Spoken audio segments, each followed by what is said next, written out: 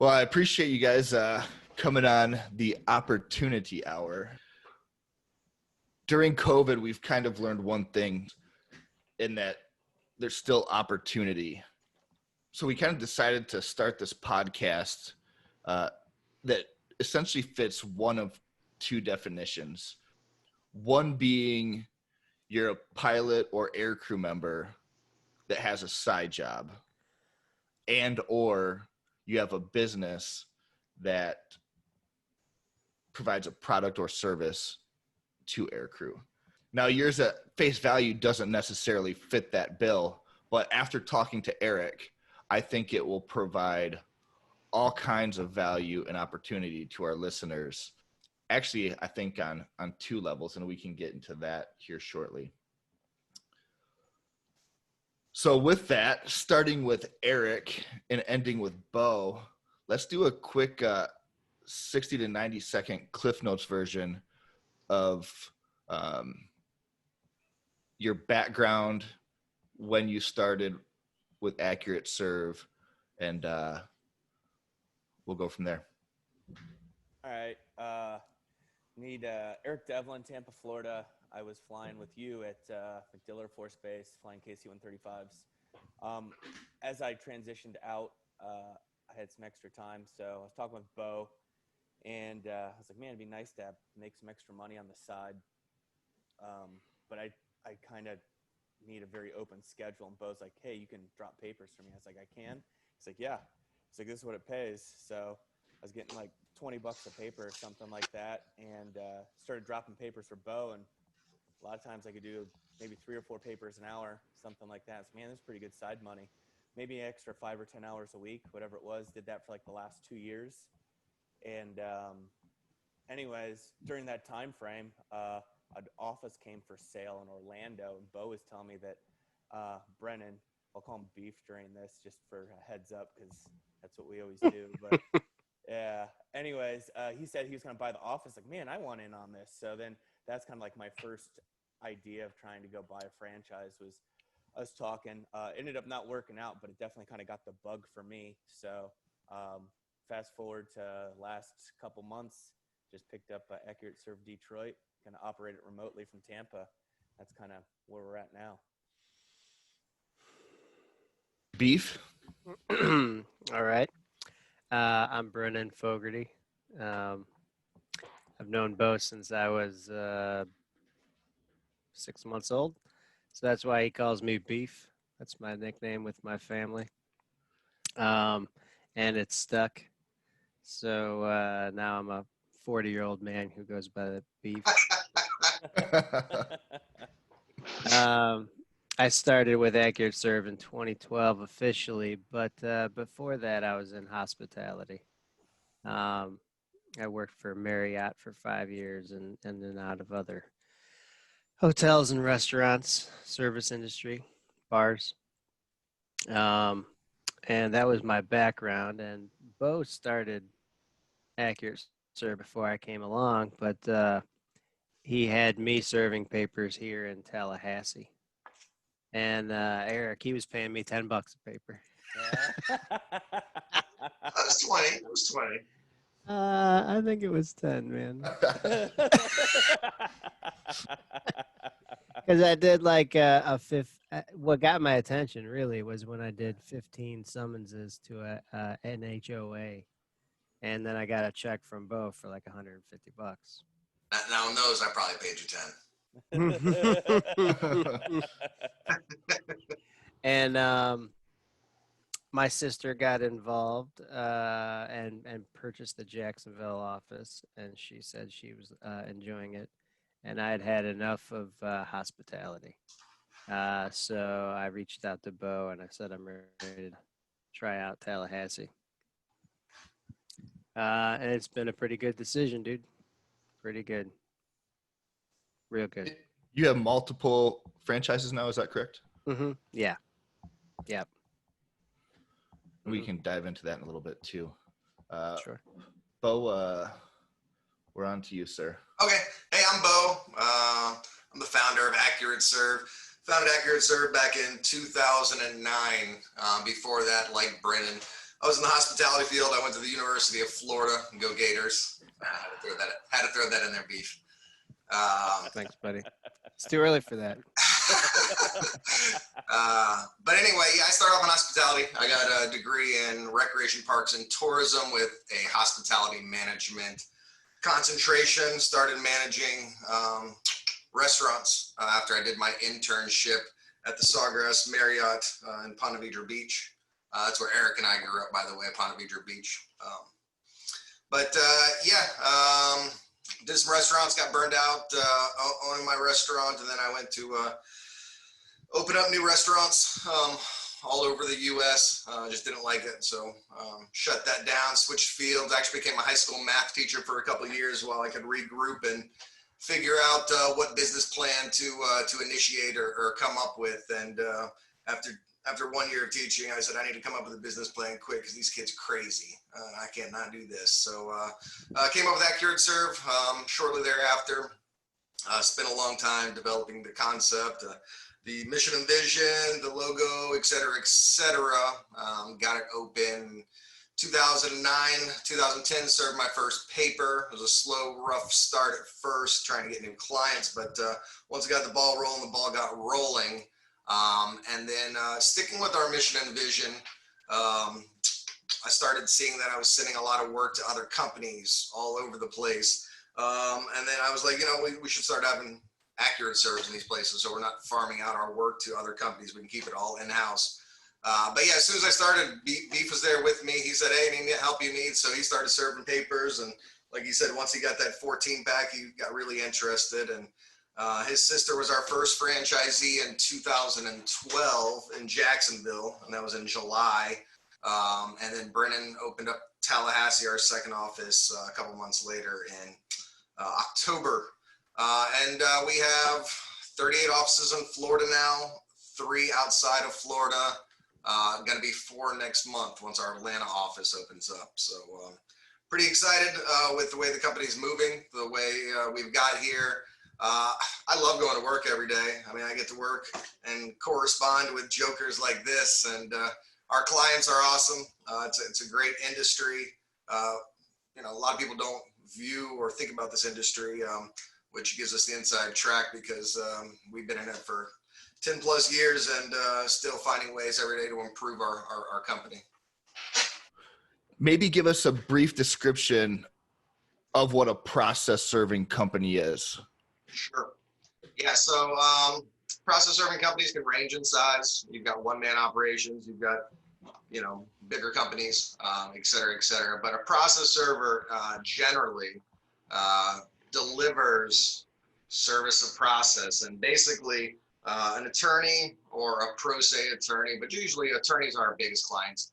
They'll get contacted by their client about something that's going on, whether it's a divorce, foreclosure, eviction, et cetera. So someone goes to see an attorney files a suit on behalf of their client. And then the first thing that happens once that suit gets filed is the attorney needs to contact us, a process server or a process serving company. They get the legal documents to us. And basically what we do is we deliver the documents to the opposing party, to the defendant, to the respondent, to put them on notice. And then once they get served, that gives the court jurisdiction. So we're a very important part of the legal process where the first thing that needs to happen once that lawsuit gets filed, and the lawsuit can't progress until we've notified the defendant. So we play a huge role in the legal field. 2 questions. One, you 3 are extremely charismatic. Is that a prerequisite to serving papers?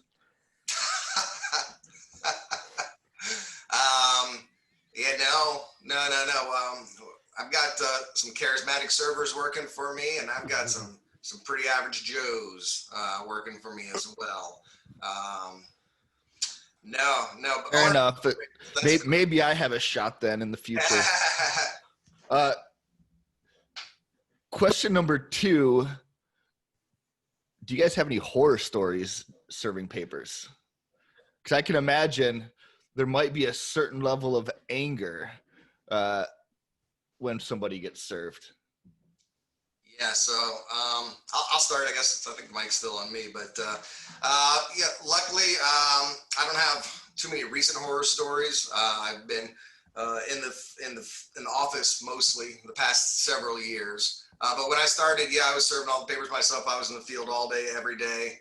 Um, One time I jumped over a fence, and when I jumped over the fence, on the other side was a dog. Oh, He was not happy I was there. Another time, another dog story. Uh, One time a lady threw the papers back at me. That was probably the craziest thing. And then she got in her car and tried to follow me.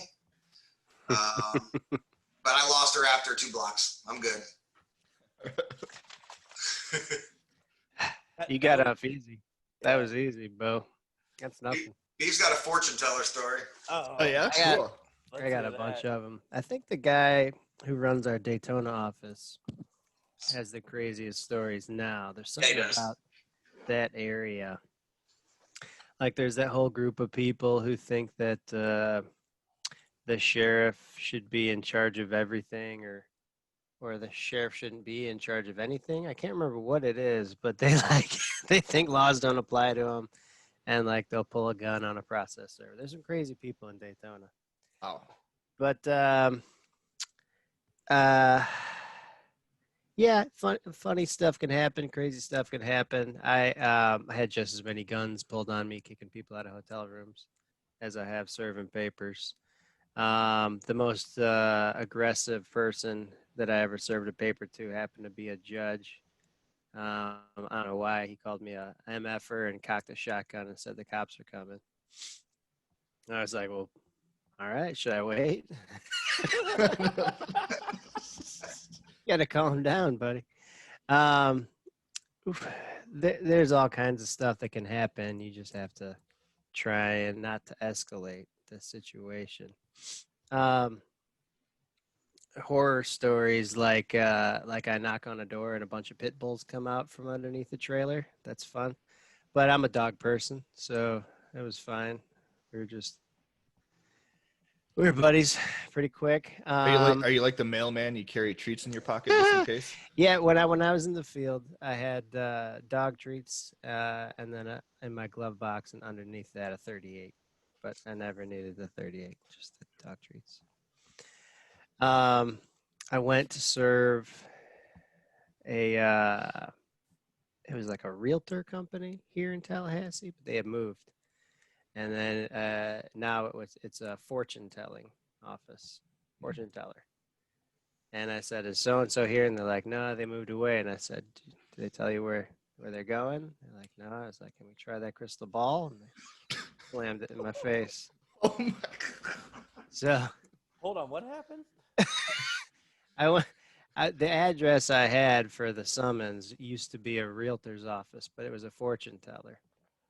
And when they said that person wasn't there anymore, they were the previous occupant. And I was like, can we borrow your crystal ball real quick? And she just slammed the door on me.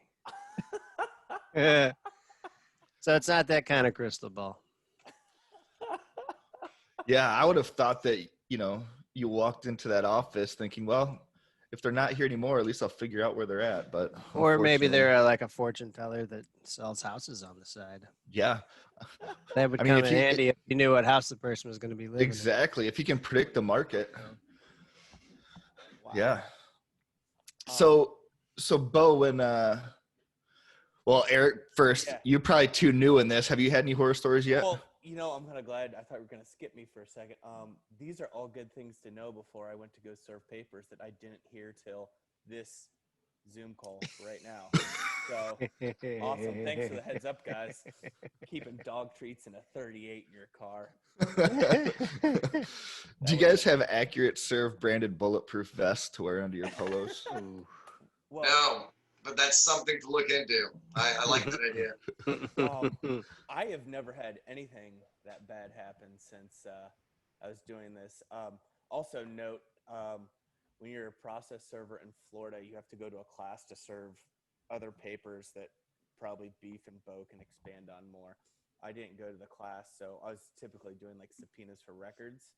So all my stuff was pretty vanilla. It's mostly going to like doctor's offices and dropping off a subpoena for records. So it's kind of like a no threat. They're a third party that's not involved.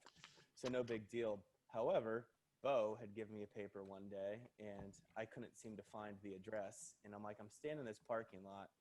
I'm going to go ahead and mark it down as an attempt. And then all it said was a name with an address. There was no business attached to it. Well, it turned out the business I was supposed to go serve was a strip club.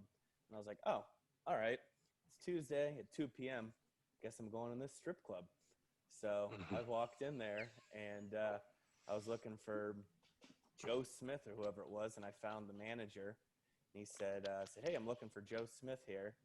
He said, yeah, you're going to have to talk to the general manager. I said, I thought you were the manager. He's like, oh, I'm the assistant manager. You have to speak with the manager. Come back in the evening. And I was like, oh, I see what's going on here.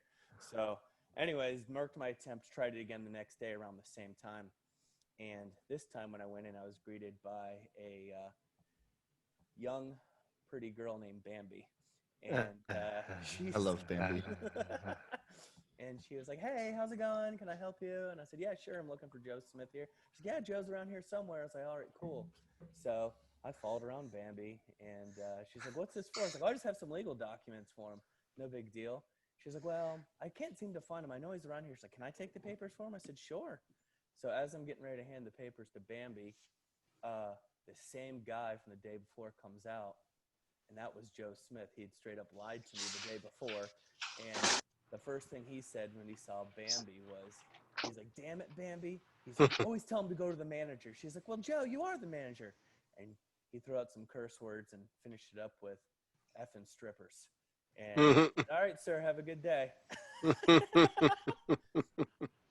And then when you got home with glitter on your face and had to explain to Amber Bell, just, Yeah. duty calls. calls. Yeah, Beau set me in there. I'm just trying to wheels turning here, baby. Man, this process serving Didn't side sound like a gig nightmare. sounds legit. Blame it on me, Eric. Just blame it on me. Definitely. So when I started talking to Erik, when he was serving papers, it kind of fits the gig economy in the sense that, you know, kind of on demand serving for the individual. But watching him work with you guys to get started with the franchises is when I was like, man, our small but growing listener base could really benefit from starting a franchise. Your franchise fee, and we can go into the business model here shortly, but it's extremely reasonable. It sounds like you have an amazing infrastructure built around it, support network, and it sounds like everything you do is built around almost guaranteeing success for that franchisee. Is it franchisee or franchisor? It was the franchisor. Oh yeah, of course. Yep. Or You're the or, you guys are the E's. Can you talk a little bit about that, Beau? What the franchise model looks like, and we can go from there. Sure. Yeah, I appreciate you saying it's reasonable. It's a low startup cost. You know, we try to get good people in the door and getting to work. Here's one great thing about our franchise compared to others. Let's say you buy a McDonald's. It's going to cost you a bunch of money to buy it. It's going to cost you a bunch of money to build it. You got to staff it. You got to build your clientele, et cetera, et cetera. Buying an AccurateServe franchise, it's built to be a home-based business. Yes, you can have a commercial space, but everybody starts, working out of their home, and all we really do is print papers, so you need ink, you need paper. So it's a low overhead business. It's not much to get started, which is great. And we have built-in clients, which is great. Erik, before he even opened, had served at least a half a dozen papers from our other AccurateServe offices. All we do all day is serve papers, all over the nation. So let's say you open up an office in New York City. all the franchises that are currently open, if they have a paper to serve in New York City, they're going to send you that work.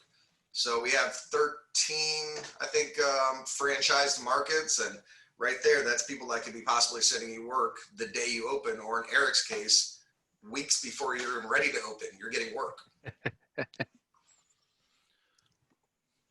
Yeah, I heard that. I was highly impressed when he was talking about he wasn't even officially open yet and getting business. Yeah, Beef sent He didn't me even a have a couple bank papers. account set up. Yeah, exactly. You could have given him mine. We could, he couldn't even have accepted a payment, but somehow he was in business. Yep. No, it was good. Both Beef and Beau gave me papers because now the way, like, just to piggyback on what Beau is saying, the way it's set up, most of the time they would go ahead and get the papers from Florida that need to be served in Michigan, and then they would have to go and hire a third party to go do that. Well, now since I'm there, they just go ahead and push the papers to me. So just by being part of that, I've already got business from all the other franchises just by buying in right off the get-go, which is good to get you started. So that way you can kind of get used to the process and figure out how to do all the paperwork, how to use the platform, how to use the app, all that other stuff. And in all honesty, like, I did training with Beau, but there's so much that went on then to where I'm actually going to go do it. I can give those guys a call. I've talked to Kieran out of Brandon's office, and I've talked to Beau, and I think I talked to Brandon Moscato's Susan runs down there too. She's helped me out. So yeah, it was pretty great considering how green I was, and I could just give someone a phone call and they helped me out. So yeah, that's another great thing about buying in the franchise. You already got business right off the get-go. So Erik's in an interesting situation. I was kind of skeptical at first, living in Tampa and opening a Detroit office. After talking to him, it sounds like you guys mitigate that risk dramatically. It still seems like he might have some issues with staffing reliable servers, but it sounds like his one wheel network seems to have proven very valuable there too. How often, Beau, have people started their first franchise outside of their home driving range? Sure. And I'll touch on this real quick, and then I'm going to pass it to Beef to expand on it. But so when I started Accurate Serve, and then Aaron came on in Jacksonville, Brennan came on in Tallahassee. Then we brought a few others on after that. Brennan reached out to me and he said, "Hey, I want to open up a second office in Pensacola." I said, "Well, how's that going to work? You're in Tallahassee." He's like, "Well, we're going to go ahead and run that office from Tallahassee. But, I'll find servers there and we'll get it done." And at first I was opposed. I was like, I think you really need to be in the city that you're running. You need to be there, shaking hands, kissing babies, going to networking events, making it happen. You have to be visible in your community. So at first I was like, I don't think it's gonna work, Brennan. Shortly after that, the Jacksonville office was doing pretty good. And then it started to, regress a little bit. At that point, Brennan purchased the Jacksonville office from his sister, Erin. The Jacksonville office went from doing okay to regressing a little bit to being one of our top performing offices across the boards. And then once Brennan proved that he could make Jacksonville office more successful from Tallahassee than the current owner operator in Jacksonville, as soon as he did that, I said, let's talk about Pensacola. He got Pensacola done. And then he established kind of, running an office from a different city and set that example of success for the other franchisees. Yeah, that's all true. That's all true. Beef, what were your initial hurdles there? Ooh. And how did you overcome them? Technology in the beginning. The program we use now, Paper Tracker, streamlined our procedures quite a bit. That's really helped out. There's a bunch of functions that we built into that have made it possible. So there's been a lot of bumps in the road. There used to be a lot more of our volume coming through the actual mailbox. And when that was the case, then that was a larger portion of my day, is talking to somebody at a UPS mailbox about a document that may or may not have come in from North Carolina, and then trying to get somebody to go pick it up, right? And when you don't have reliable servers in the area, it's a headache. But when you do, it's just another job you delegate. Sure. How do you find reliable servers?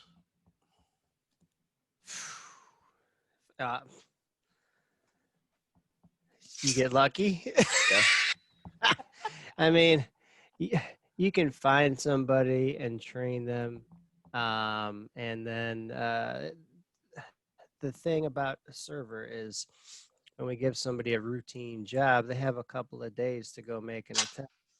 So are they going to procrastinate for a couple of days and then something's going to come up, or are they going to knock it out and do something more productive with their time as far as our business is concerned? So that's the hard thing to find. There's not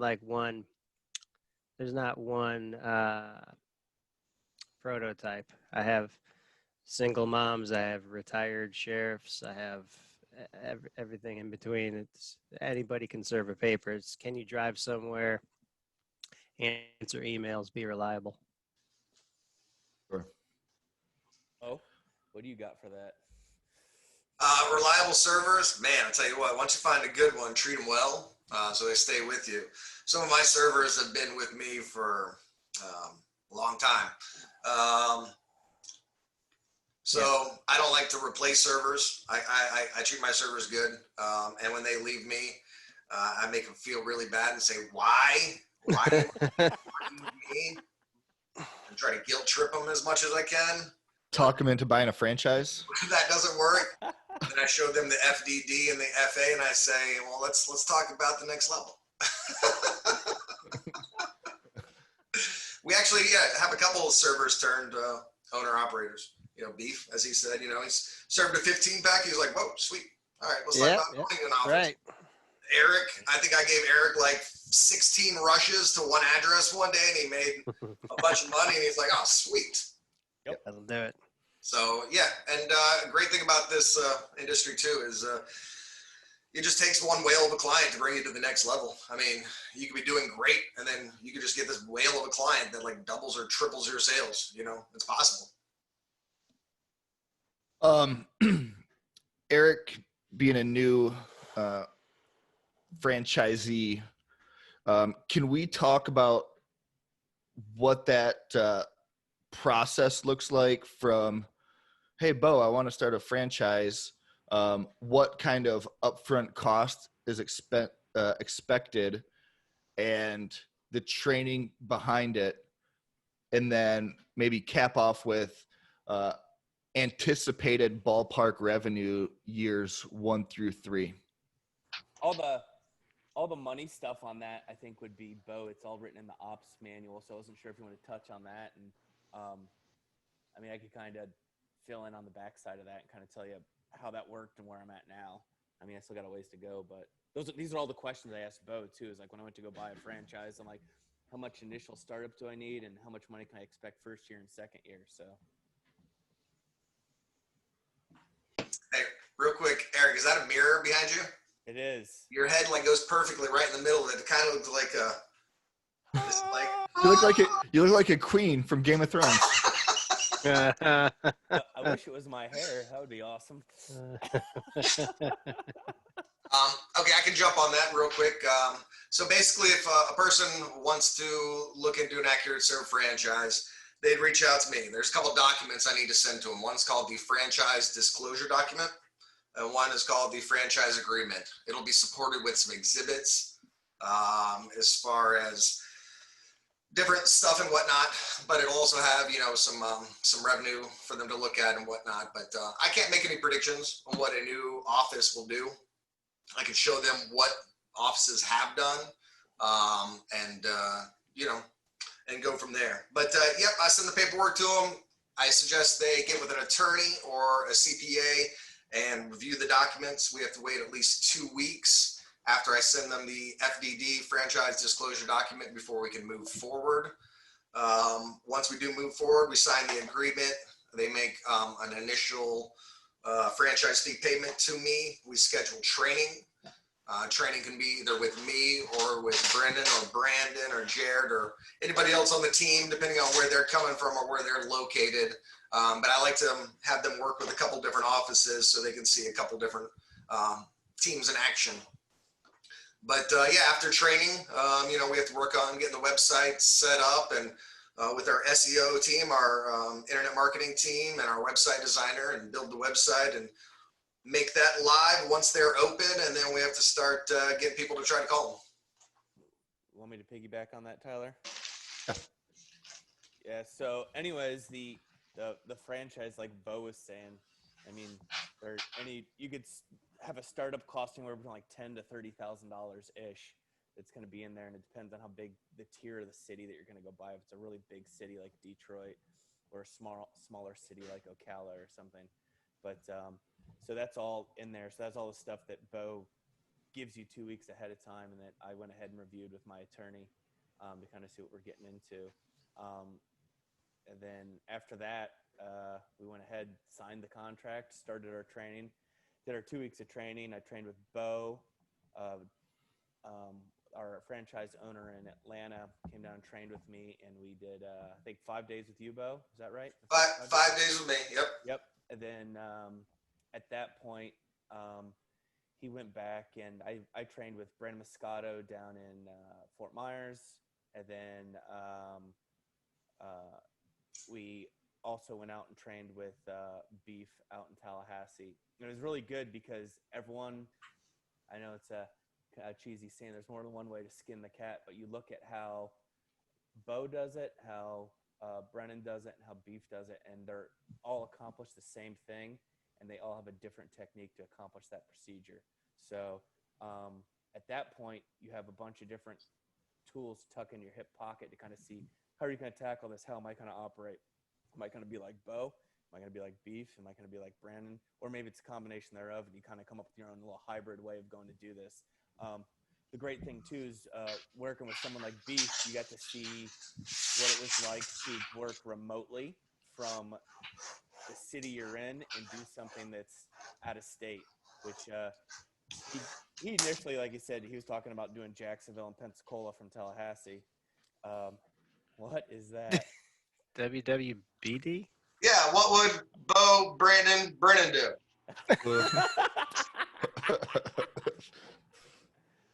So no, it was good. It's kind of good to see all the different models here. So, but yeah, the startup, like I said, you'll work out something with Beau along the way. There's a contract that's set up there, and I didn't come out of pocket that much initially. I don't know. I think that'd probably be something to discuss with Beau before I throw out a number, and everyone's like, "Oh, that's the deal, huh?" So it's in the documents. Yeah, exactly.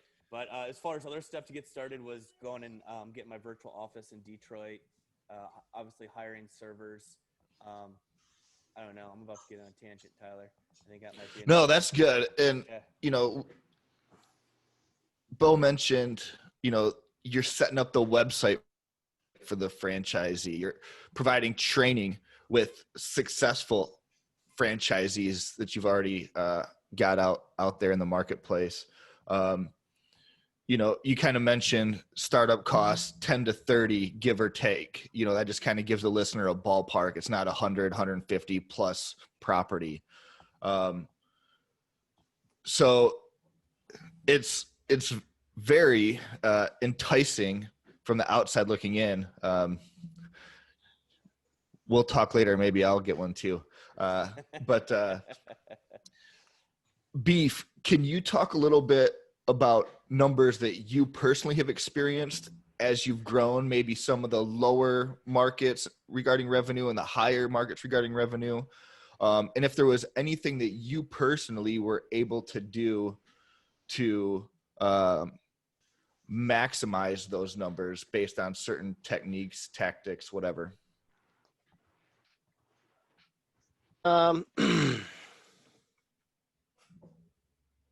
Yeah. Yeah. So a smaller market like Tallahassee is going to require less servers, less overhead than a market like Jacksonville, where I probably have, oh, I have it in front of me here, 5 times as many servers in Jacksonville as there are in Tallahassee. So there's a lot less overhead.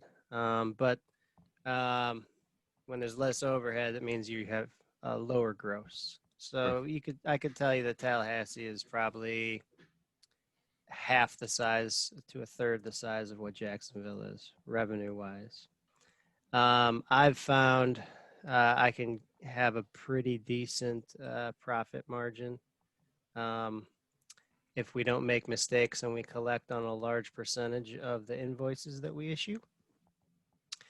We had some issues with collections in 2016, and I found that we only had payment on about 75% of our invoices. So imagine you bill out $100,000 and you only collect 75.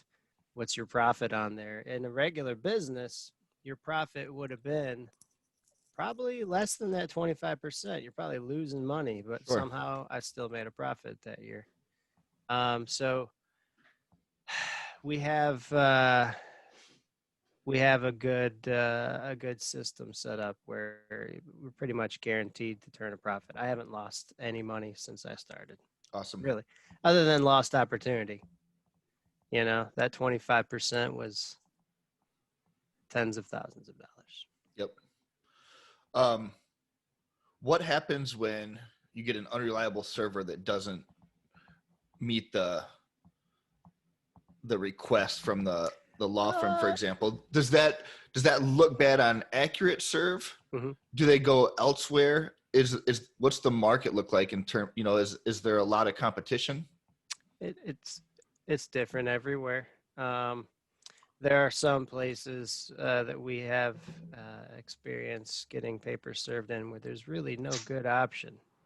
And my office spends extra time. I spend extra money following up with these servers in these places where we don't have another option.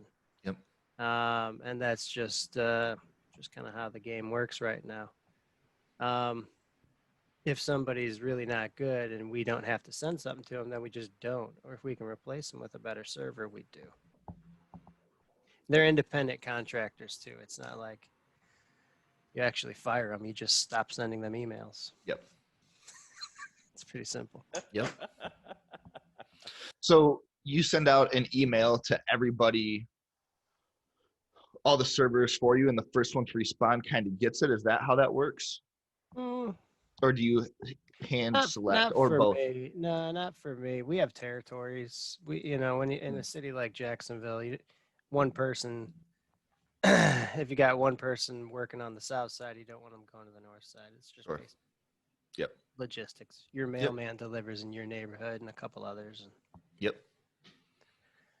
That makes sense. Well, I think I asked most of my questions. Is there anything that you guys wish I would have asked, or anything you would like to expand on further? Ask more questions to me. That's what I wish you would have asked. But say I missed that. I couldn't hear him. He wants to talk more. Weird. Yeah. Wow. Yeah, he's upset that there weren't enough questions directed to him.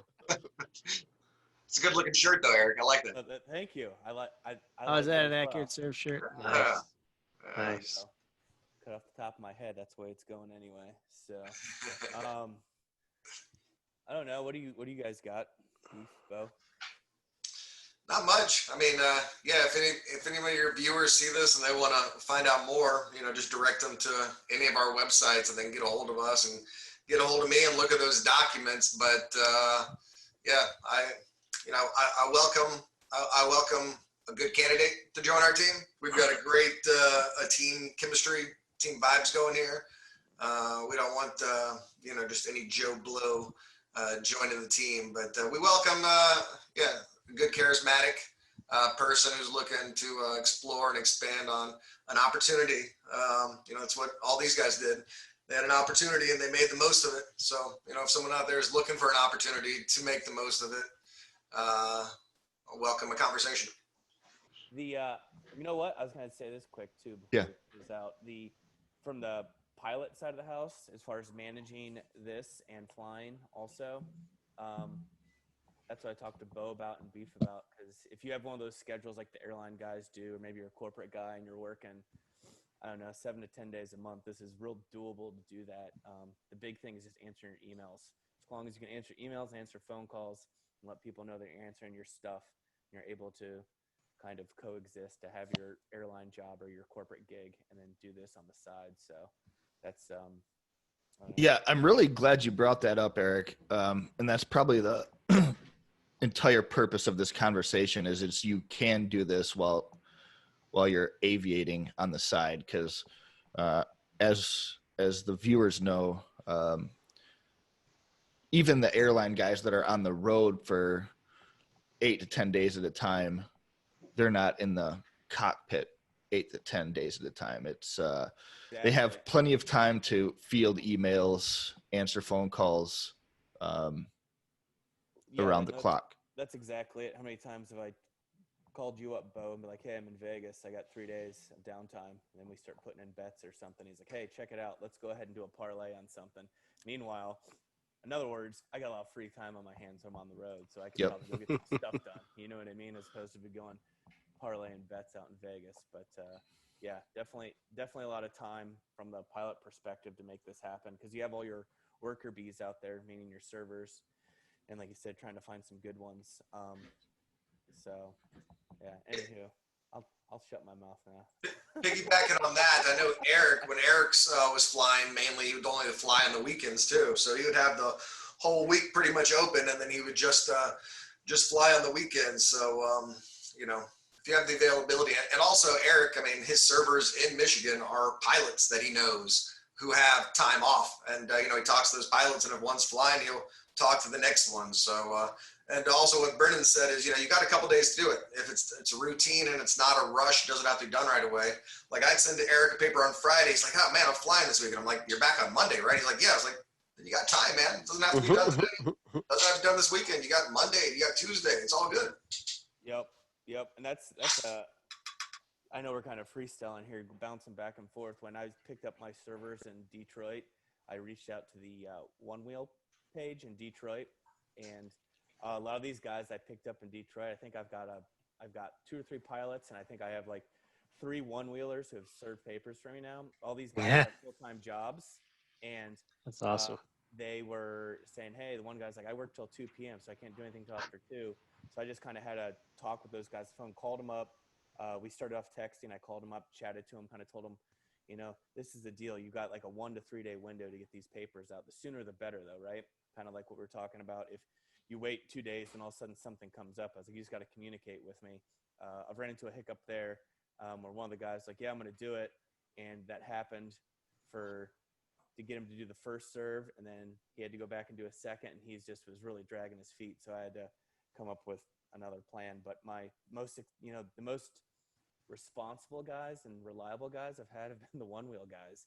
Every time I call those guys, they're all about getting out there and making some side money. And that's kind of that was my sell on those guys to go serve papers was, you're going to get $20 a paper. Once we get busier, you might be able to do 2 or 3 papers an hour at $60 an hour. Expect no more than 5 to 10 hours a week.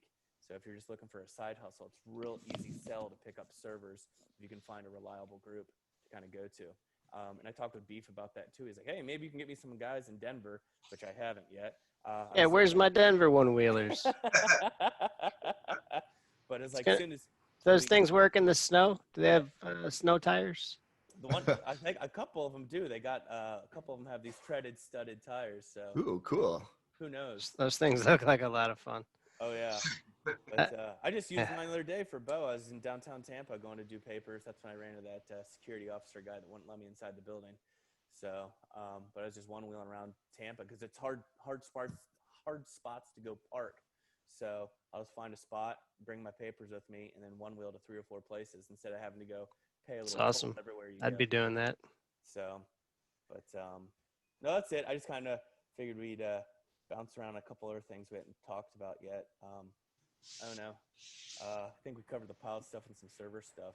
Yeah. So if anybody's in Detroit and is looking for a couple, couple extra dollars, reach out to Erik. We'll put his email address in the show notes. AccurateServeDetroit.com. There we go. AccurateServeDetroit.com. Night is live. How about Beef? Do you mentioned Denver? You looking for servers out there? I think I'm pretty good right now, Okay. but any introduction would be good. What other markets do you have? It sounds like you guys have most of the metropolitan areas in Florida. Everyone. We've got Denver, Detroit. What else do you have, Beau? So we're pretty much all sold out in Florida except for Lake City. Lake City is the last real true market we could open up in Florida. Outside of Florida, we have Mobile, Alabama, Denver, Colorado, Detroit, Michigan, and next month, Atlanta, Georgia. Nice. Yeah. All right. Well, I appreciate it. Hopefully you guys get a few calls, maybe potential franchisees and or servers in the process. I think it's a great business model and perfect for the pilot who wants to make a couple extra bucks either on the road or on their days off. So I really appreciate your time this morning, and I'd like to do this again sometime.